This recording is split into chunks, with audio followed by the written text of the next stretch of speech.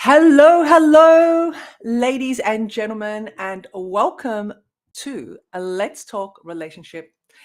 I'm Stefania Pulio, your host from the Gentleman's Square, your men's love and relationship coach and hypnotherapist. And today we have an exciting topic, a really great topic that I think a lot of people are interested in, and it's all about work, relationship, and having that balancing act with work and relationships. And how do we do it?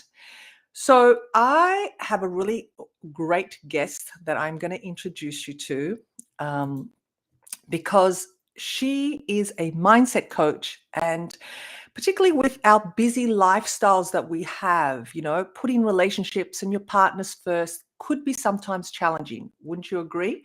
Yes, we have that constant pull of, trying to be everywhere at once and, sometimes failing at everything because we're unable to balance. So today I have, as I said, a very special guest, and her name is Kayla Kieran. I think I've pronounced that right. I know there's two ways of saying it. And she's a mindset coach, and she's all the way from Portland, Oregon, helping busy millennials build successful habits. So Kayla's focus is to help individuals achieve great success through, practical tools, proven strategies. And she says that she comes across these challenges amongst people, where sometimes we tend to not really see things clearly, or we get stuck in a habit. And, she's really going to help us out with trying to get that lifestyle back. So without any further ado, I'm going to present to you Kayla Kiernan. Hello, Kayla. Hello. Hello. Thank you for the warm welcome. Oh, you're welcome. Thank you. Thank you for joining us today, all the way from Portland, Oregon. It's one place I do want to visit. I do know a few people there, so it sounds pretty exciting. So welcome. Thank you. Today we have a great subject, but first of all, just I know I've introduced you.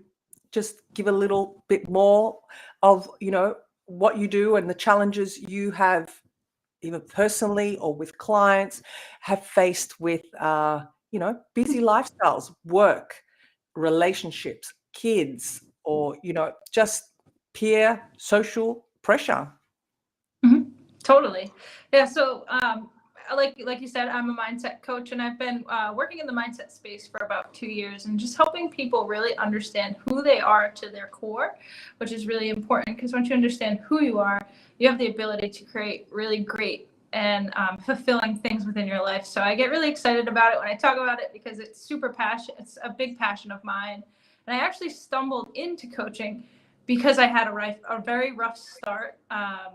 Within my life, I went through actually a lot of hardship, where I lost my dad at a young age, and then followed by that I lost my corporate America job, and just struggling to figure out how to process emotions, and really understanding what emotions are, why I was feeling things, and why my mind was thinking different things than my emotions were feeling.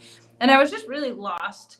And I see that with a lot of people that I work with, where they're just confused and lost. And that's something that I really love to help people figure out, because once you figure that out, life becomes pretty awesome. So that's pretty much a little bit about me, and that's what I do, and that's how I help people.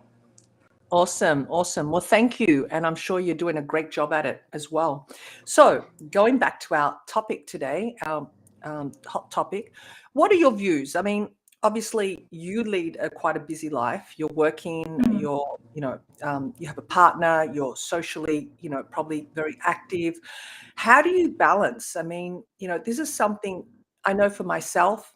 I do sometimes struggle. I won't lie. I'm human. I sometimes, fall in a heap. But, how, share a little bit about you, and, we can talk about this in general, and we're going to have people come in. Oh, we've got Oksana here. She says hello. Hi, Oksana. Thanks for Hello. joining.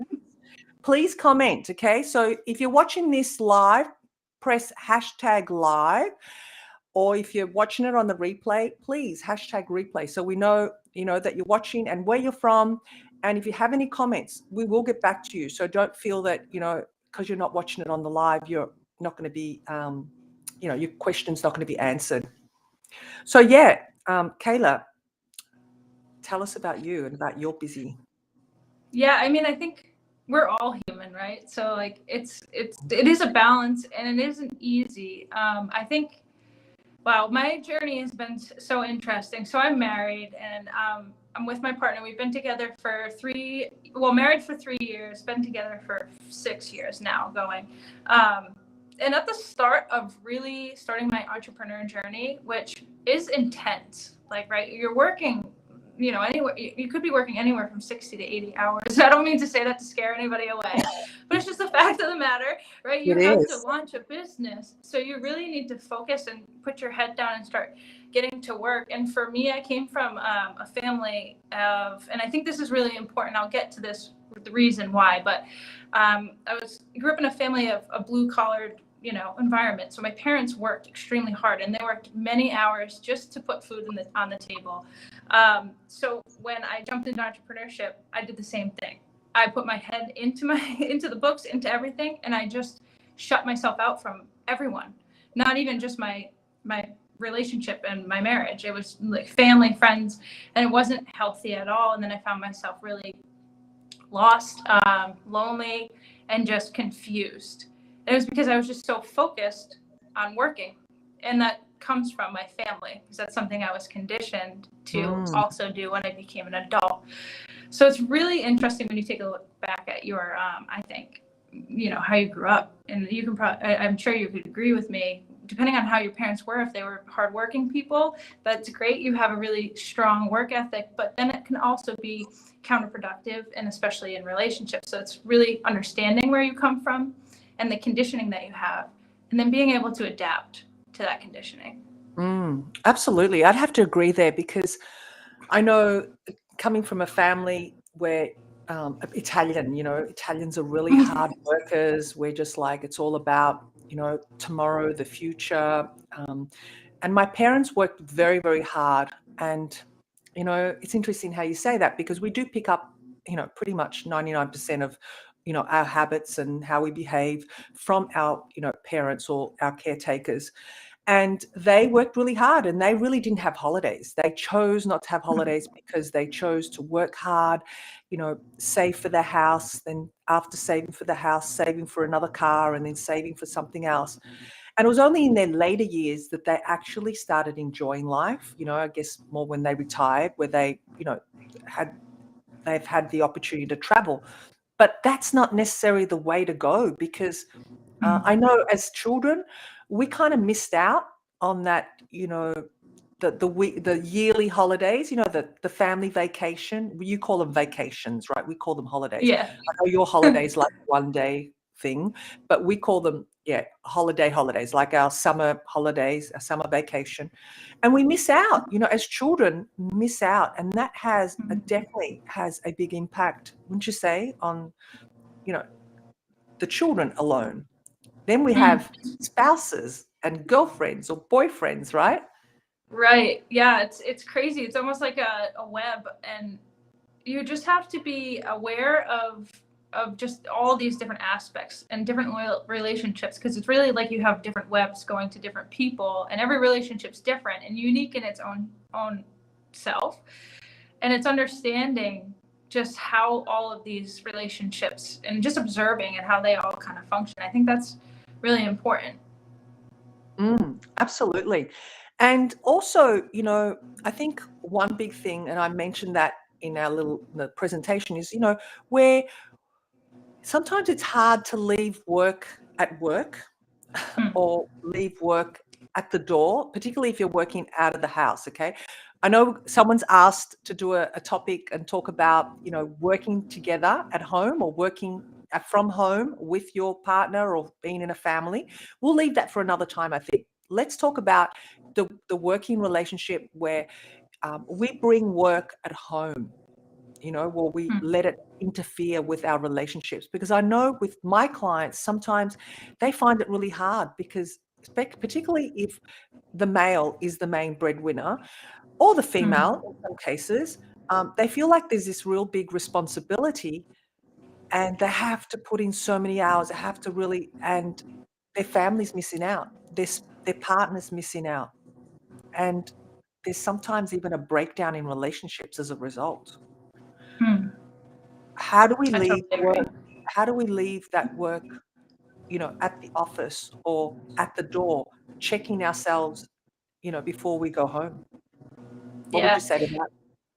No, it's a big thing, and what's funny, because we were talking about this topic before we decided on this topic, and then I went home. I'm originally from Rhode Island, Massachusetts area, and I was talking to somebody who is in a relationship, and she mentioned the same thing where she was like, like we're in this really great relationship, but when my boyfriend's on his way home, he calls me to vent about work.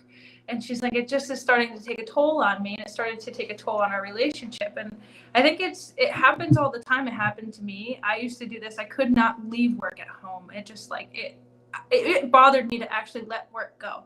So I'd hold on to it. And then I'd bring it home and I'd fester and fester and fester. And a lot of people do this. I think the big thing is understanding that your relationship is not your work. Right? They're just two separate things in themselves, and they have to stay separate. It's okay to maybe ask for advice here and there, but really I think drawing the line of work is work and my relationships are my relationships, whether that's with your spouse, husband, wife, your kids, your other family members like your mom, dad. You just have to know that work stays where work is, and my life is going to continue on. There's more out there than just work, right? I think that's the big important thing, just understanding that it's not all about just work. Yeah. And knowing, sorry, go ahead. And then I was just going to take it a step further. I think releasing the stress, and this isn't an easy thing to do, and there's different techniques out there.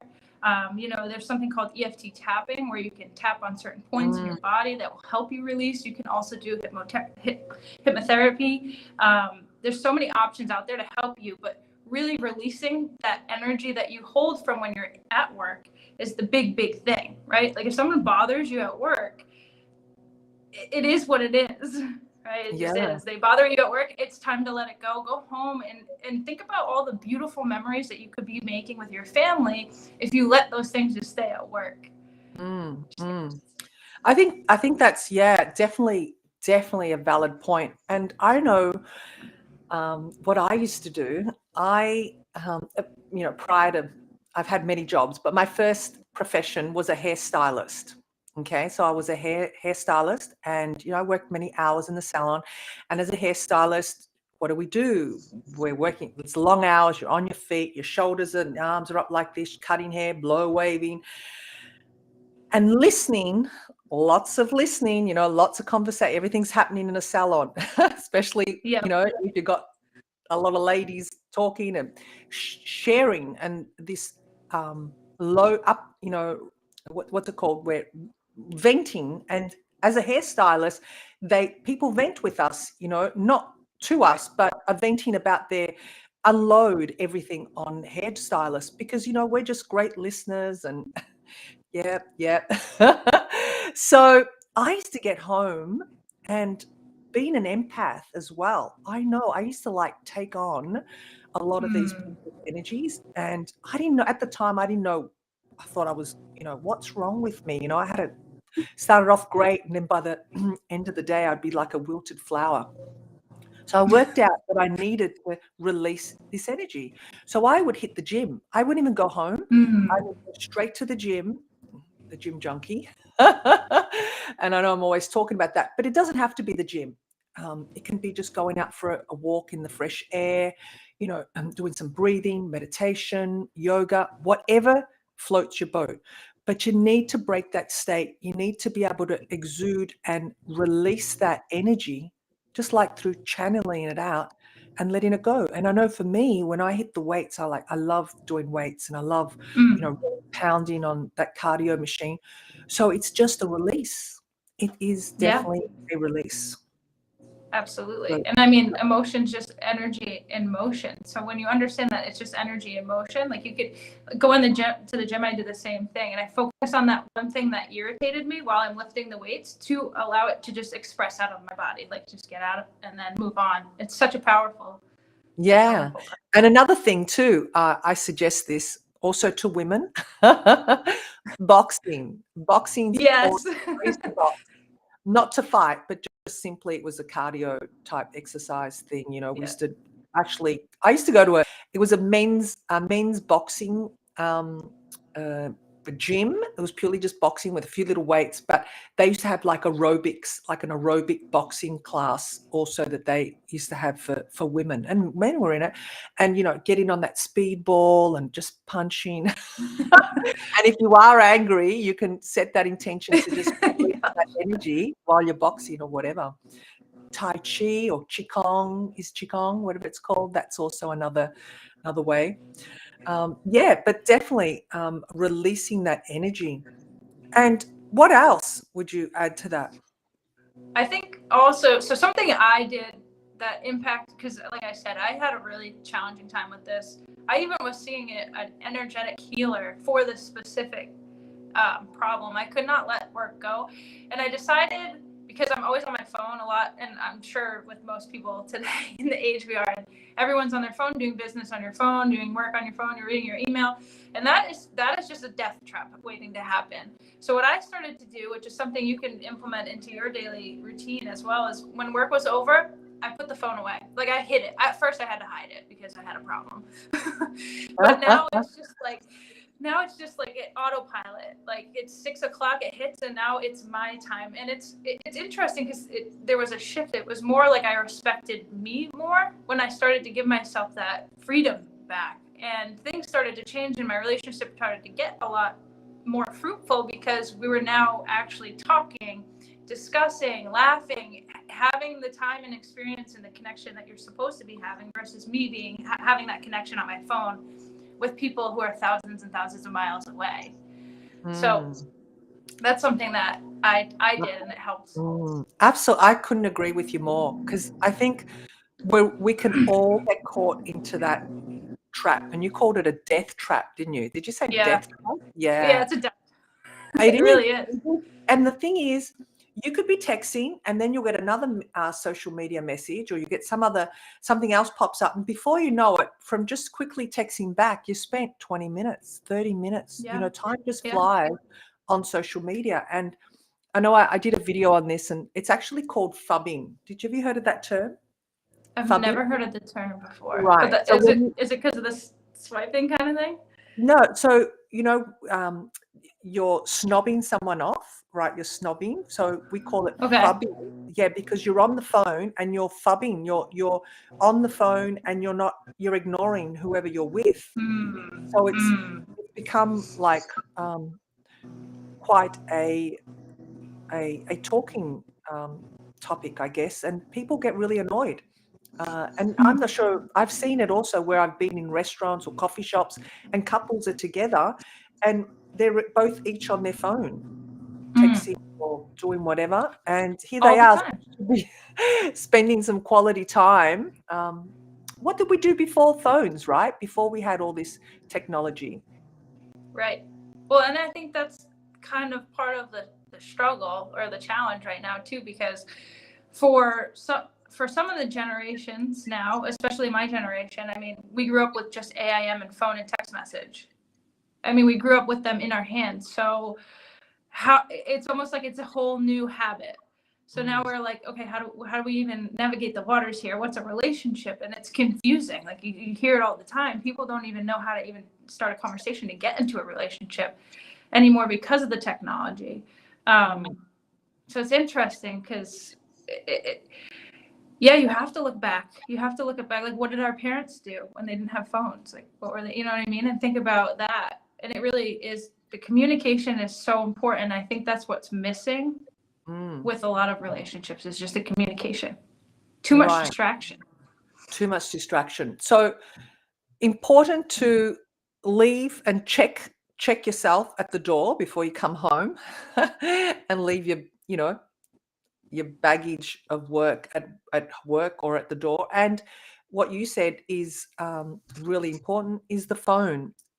Having I guess it's a commitment, isn't it? It's something that you say, okay, this is what's happening. I'm planning that until 6 o'clock, I'll answer all my messages. After 6, and possibly if you do have clients, let them know. Have a voice message on them that you'll get back to them as soon as possible, because it can be hard. I've spoken to some women that say, for example, are housewives, or are not working. They got children. They're looking after the kids. They're little.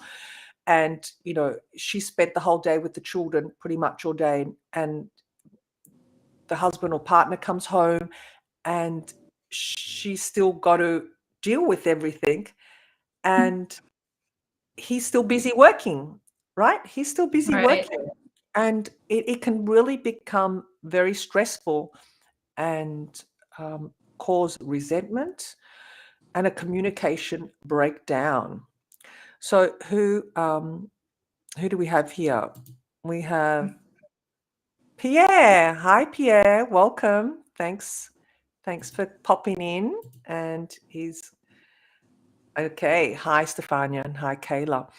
So leave us a message, Pierre. Give us your thoughts. I'd love to hear. So,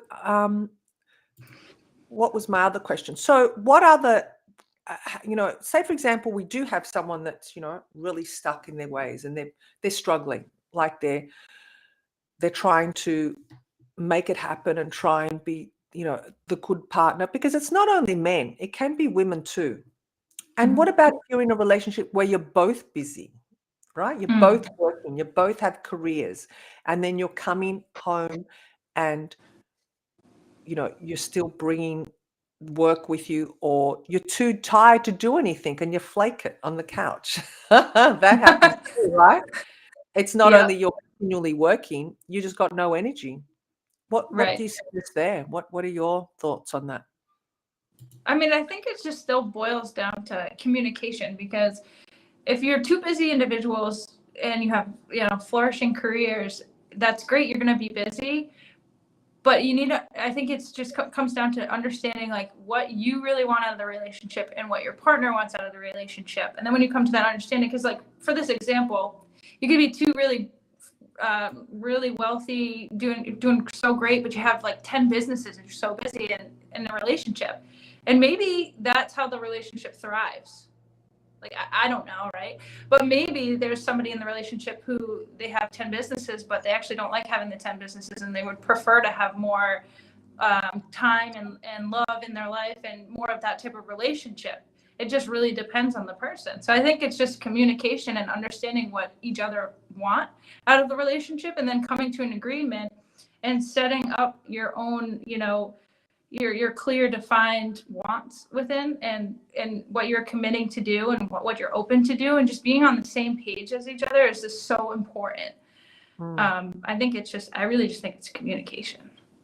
Absolutely. I couldn't agree more with that, because communication is key. Because really, how do you know what the other person's thinking? How do you know? You just don't. You can't presume. You can't think that this is what they want.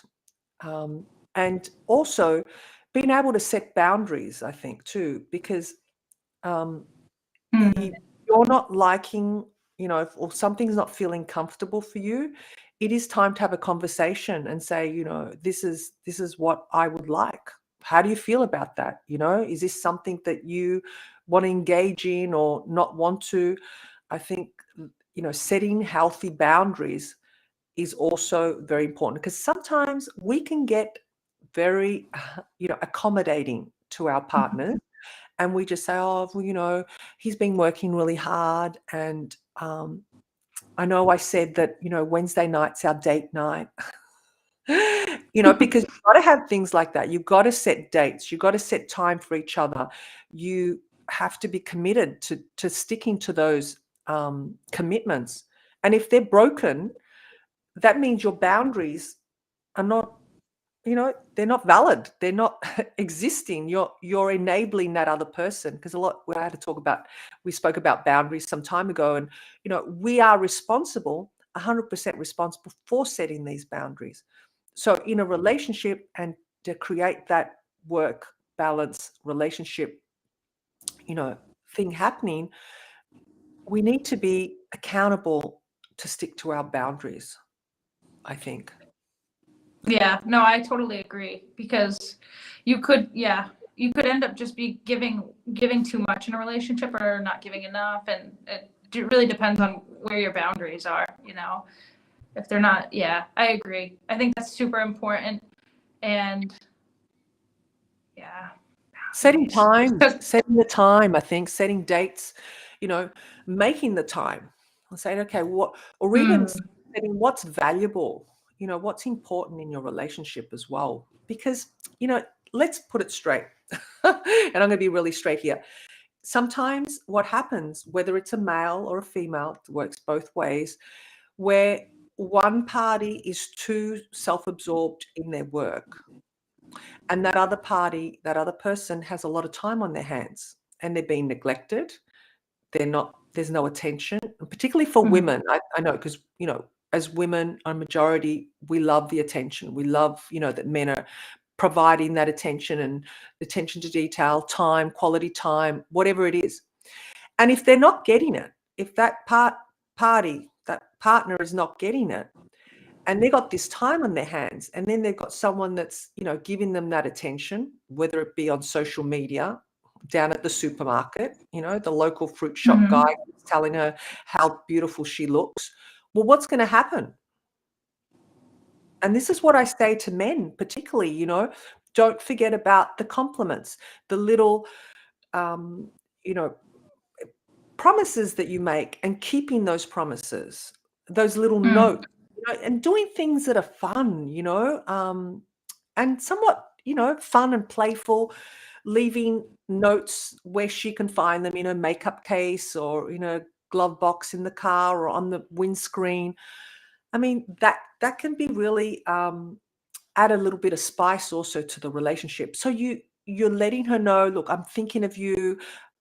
This is what I got planned. I'm not telling you, just make sure you've got your bathers in there, and, fun things. Women in particular love fun things. Wouldn't you agree? Oh yeah, all the time. And I think you hit the nail on the head when you said just reminding women that you're thinking of them, or even your partner, whoever it is, if you're thinking of them, that's like one of the main things I think most people just want. So it doesn't have to be anything crazy, like you said, little sticky notes somewhere, just showing that you appreciate, and then just holding yourself accountable to the things that you say, just like you said, the things that you say that you're going to do in the relationship, because that's where there can be issues too, right? You say you're going to do one thing, and then you don't show up to dinner, and obviously they're going to go find attention somewhere else if that's the case, because they don't feel valued. Exactly. And if you keep canceling those dinner dates, because something came up at work and something else came up, that's going to become an old story in your relationship. Right. And either he or she is going to look somewhere else. Right. And I think too, there could just be a lot of emphasis on earning money in these types of relationships, where the breadwinner could just be hustling and thinking in their mind, I'm doing all this to provide for our family or my partner or my kids. And they don't see all the sacrifices I'm making, and I'm doing this for them. But what that person might not see on the other side is like we just are talking about right here. They're lonely. They're sitting there by themselves. They're not getting the attention. So their mind's going to wander, because people want to be seen. They want to be heard. And they want to feel loved. So I think also understanding that there's a healthy relationship between earning money and supporting a family, and then also knowing when you have enough to support your family and be able to be there, because it's not all about earning money. If you have enough to support the family, you have enough, it's time to, focus your efforts on what matters most, which is the people around you. Yeah, I couldn't agree more, because particularly today, it's just, there's a lot of focus about money, about wealth, about, what we want. And you can have your dream home and your dream car and and of course, all that entails a lot of work, a lot of work. And in the meantime, that time you are losing with your partner. So that's where the balance comes in, definitely. Mhm. Or having a discussion, even with your partner, like go back to communication, saying, Mhm. the next 6 months, I know it's going to be hard. I'm dedicating this amount of time. Please bear with me. This, Right. let your partner know what your plans are. If you are going to be putting extra work in at work, and it's going to take away from the relationship, but then have a reward for both of you at the end of it, I think is special, because you're working towards not only your goal in work, but you're also working towards that goal together of celebrating. Right. Yeah, no, that's a really good point. And I also want to speak to the alpha women out there, because I think women can get caught up in this as well, where um, we can be so focused on, and maybe we are the main providers, because a lot of women out there that are earning more, or their job is very significant, and it's not a power trip thing. It just so happens to be like that, and it works really well in their relationship. I don't think there should be this power thing between men and women, or partners in general, right? But I think if it is a woman that is the main breadwinner, if she is the main breadwinner, that she too can communicate these things, yeah, like Yeah. missing you, or this is what's happening at work, but I'm gonna free up in the next couple of weeks. Letting that your other half know where you're at, and what you got planned together, that you can celebrate together, I think. Have you ever found yourself in that sort of predicament at all yourself, Kayla? What predicament? I'm sorry. Where you're just like really forgotten, not forgotten, but you're so self-absorbed in work that you have Oh, yes. like slipped up and not. Oh, yeah. I mean, I'm human. It happens to everyone, I think. And Mm. it happened to me actually a couple weeks ago, like full transparency, where I was so in work, couldn't get myself out of it. But really, I was so focused on my goal that I was like, okay, I'm going to achieve this. And when that happens, like that, I'm just going to go after it. And I forgot about the relationship, and I was like, after a couple of weeks, I just realized, and you can start to tell if you pay attention and you're aware to this, you can start to tell the relationship feels different, the energy in the room feels different. I started to pick up on that, and then I realized I wasn't giving enough attention to my partner. And we're out in Oregon. Our family's from the East Coast, so there's not many. We have a couple friends, but we haven't established many friends here. So I know that it's important to have that communication open. So I had to make some changes and make sure I stayed focused, send a little text during the day, like, I love you, just want to let you know I appreciate you, like, thank you so much for being you, like the things that to just show that you care and that you are aware that they're there and that Right. you I appreciate see them for you. being there. I Exactly. see you, Yeah. yeah. Yeah. I couldn't Because it's agree true. I more. mean, and there's a lot of, I think another thing too that can be challenging for breadwinners that happen to be women is the communication between money and having that with specifically a male partner. I feel like sometimes that can be an awkward situation for some women where they don't feel comfortable telling their partner that information, but that's also something that just has to be talked about. You have to squash that and get that out of the way, because that's just going to create more tension and friction in the relationship. But if you figure that out right off the start, then you can just move past it.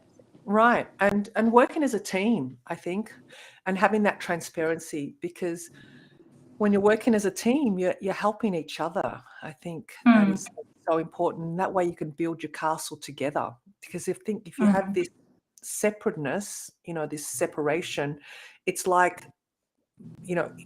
he's working over here and she's working over there, but you're not working towards the same goal, and that can be definitely detrimental to the relationship. Okay. And one more thing I wanted to touch on, because, a lot of disagreements, a lot of arguments, a lot of fights, let's say, come about because of work-related issues between couples. I mean, I've seen it, I've done it, and it can be hard. It can be hard. So I always say, bring the spice back into your relationship. I know I spoke about, doing surprises and things like that, but really focusing on, the loving moments, just really, stepping out of what's happening right now and creating another reality. And whether it means, doing something crazy, getting in the car and driving and walking the streets at night into the city, I don't know, whatever it is, that making passionate love just at a different time that is normal, really bringing that spice back into a relationship, I think, is so important. So making love instead of fighting. Well, what's the saying? Be a lover, not a fighter, or something like that. Yep. Be a lover, not a fighter. Yeah. So I think that's really important, because intimacy, is obviously a very big part of relationships. And once that starts also diminishing, and we're talking sexual intimacy, that puts a lot of strain on one party or the other. Maybe the male, maybe the female, one may be more sexually active than the other. And I think that is also a conversation that must be, spoken about, because everyone has different needs. Totally. Yeah. And I think that conversation, scares a lot of people, because it's like, especially, I don't know how it is for growing up in Australia, but growing up in the United States, that was like, when you're a kid, that's no, taboo, you don't do that. So as you get older, for most people, or what I've seen, it's been such an uncomfortable conversation to have, but it's so necessary. Yeah, it's true. They say that whenever you have to talk about money or sex, they say that they're the two main topics that people really find difficult to be open and transparent about. And it's really interesting, because it's very cultural. I mean, in Australia, I'd say if you come from an Australian family, yes. An Italian family, it's more open. Like, you kind of know that if mum and dad aren't coming out of their room for a while, something's going on. But living in Italy, for example, I lived there for 7 years, and that's very open and spoken about from an early age. And also in the Caribbean, I lived there as well. So culturally, that's also a very important topic. And if you are in a relationship with a different culture, someone from a different culture, again, that is a really important topic. That is something that must be spoken about, because I know we all think it's taboo, but it's such a beautiful thing, and it makes the world go round. That's what really not only keeps us together, but is a very large part of our relationships. What would you say? Oh, 100%. And I think it's just, like you said, it's a cultural thing, and it's confusion, but like, sex energy is one of the highest stimuli for the mind. So it's just such it just goes to show how natural the process is. It's not something to be weird about. Like, Of course. I know people just think, oh my God, but that's how we got here. By that. Well, we have Rich here. Hi, Rich. He says, if the sex life is bad, the relationship is going to die. Yes, that's coming from a male. If we have any females out there, what do we say about that?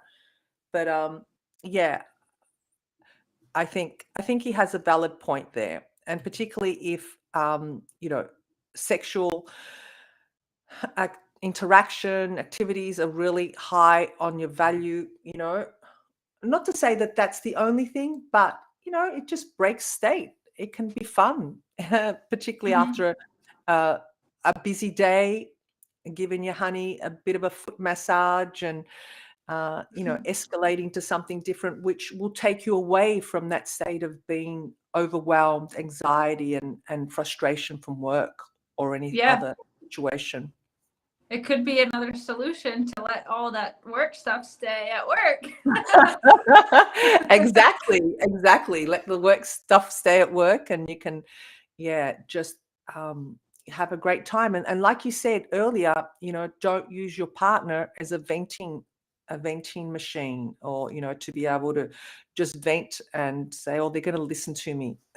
I think sometimes if you realize you're doing that, seeking help, seeking a therapist or a coach, a counselor, anyone that's going to be able to help you in that area, so you can control it. I think again, mindset, we can change behavioral patterns. We can do it. It's a matter of wanting to, and a matter of applying yourself, and living that better life and better version of yourself. Yeah. Great. Well, this has been great, Kayla. I've really enjoyed this conversation with you. So what would you say? What would you say to people? Actually, before we say that, I want to see what Rich says. He's answered that question. He says, if you can't talk about your sex life, your life you're with, or with the woman you're with, or man you're with, the wrong person. Hang on. If you can't talk about your sex life, you're with the wrong person. Okay, correct. When you first see someone, you're not attracted to their mind. It's a physical thing. Okay.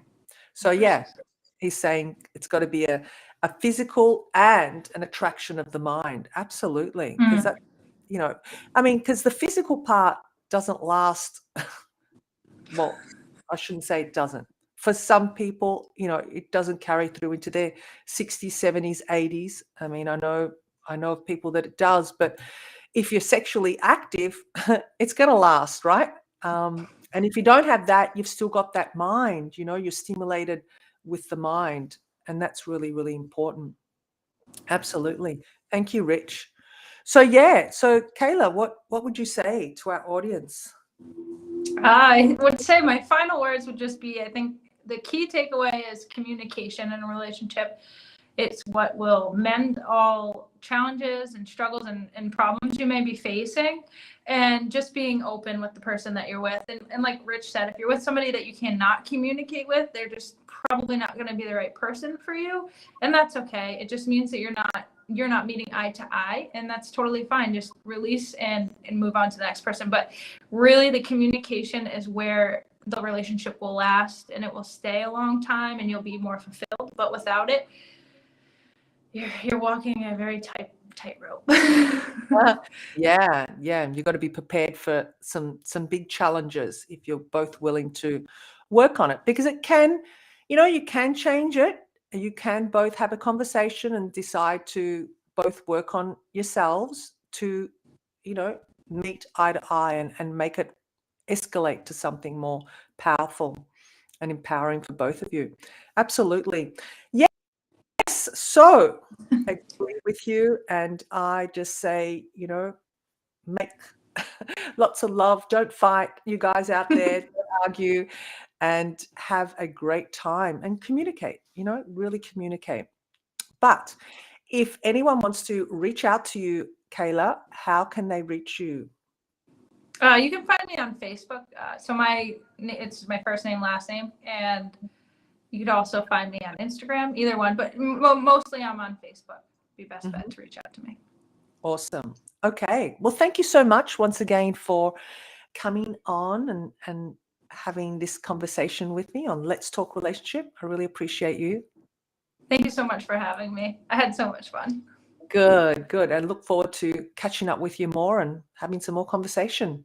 So, ladies and gentlemen, thank you once again. If you have any questions at all, if there's any topics, anything you want us to talk about, please leave us a message, drop us a note, contact us at support@thegentleman's square, and I would be only too happy to respond and answer any of your questions that you have, and bring it up as a topic to talk about. I'm really looking forward to that. Until next time, we're going to be back here every Friday at 10:30 a.m. for Australians. And for America, if you're Eastern Standard Time, it's 8:30. And then I won't go through all the other times. So 8:30 Eastern Standard Time in the US. Thank you so much. And until next time, I send you love and I send you passion. Thanks, Kayla. Bye. Bye-bye.